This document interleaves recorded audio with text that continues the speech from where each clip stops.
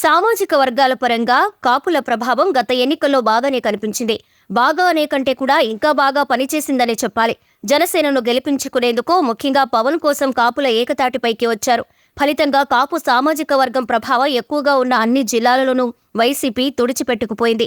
తూర్పు, పశ్చిమ గోదావరి జిల్లాల్లో ఒక్క సీటు కూడా దక్కించుకోలేదు.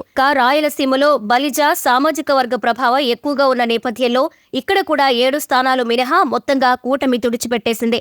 సహజంగా ఇంత రిజల్ట్ వచ్చినప్పుడు దీనికి కోల్పోయిన పార్టీగా వైసీపీ అలర్ట్ అవ్వాలి.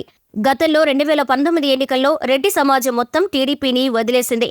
రెడ్లు బలంగా ఉన్న నియోజకవర్గాలు, జిల్లాల్లో ఆ పార్టీ ఒక్కటంటే ఒక్క సీటును కూడా దక్కించుకోలేకపోయింది.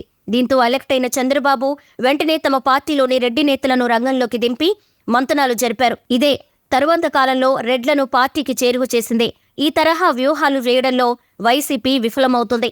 తాజాగా కాపు సామాజిక వర్గం మరింతగా వైసీపీకి దూరమైంది. ఏ సమస్య ఉన్నా తమ వారితోనే చర్చించాలని నిర్ణయించింది. నిజానికి కాపులు తమ సమస్యలను రాజకీయాలకు అతీతంగా చర్చించుకునేందుకు ముందుకొస్తారు. పార్టీలతో సంబంధం లేకుండా ఆహ్వానిస్తారు. అలాంటిది ఇప్పుడు వైసీపీని పూర్తిగా దూరం పెట్టడానికి కారణం జగన్ వైఖరే కారణంగా కనిపిస్తోంది. కాపు నాయకులు పార్టీకి రాజీనామా చేస్తున్నా ఆయన పిలిచి మాట్లాడకపోవడంతో పాటు వారి సమస్యలు తెలుసుకునే ప్రయత్నం చేయకపోవడం వంటివి మిగిలి ఉన్న కొద్దిపాటి కాపు సమాజాన్ని నివ్వెరపోయేలా చేస్తోంది. ఏలూరు మాజీ ఎంపీ ఆళ్ల నాని పార్టీకి రాజీనామా చేశారు. గుంటూరు నుంచి పోటీ చేసిన మాజీ ఎమ్మెల్యే కిలారు రోషయ్య పార్టీకి రామ్ చెప్పారు. ఇలా కొందరు నాయకులు పార్టీని వీడినా జగన్ వారిని పట్టించుకోకపోవడంతో ఇక తమకు కూడా జగన్తో అవసరం లేదన్నట్లుగానే కాపులు వ్యాఖ్యానిస్తున్నారు. దీనిని ఇప్పటికైనా సరిచేసుకునే ప్రయత్నం చేస్తారో లేక జగన్ మొండిగానే ఉంటారో చూడాలి మరి.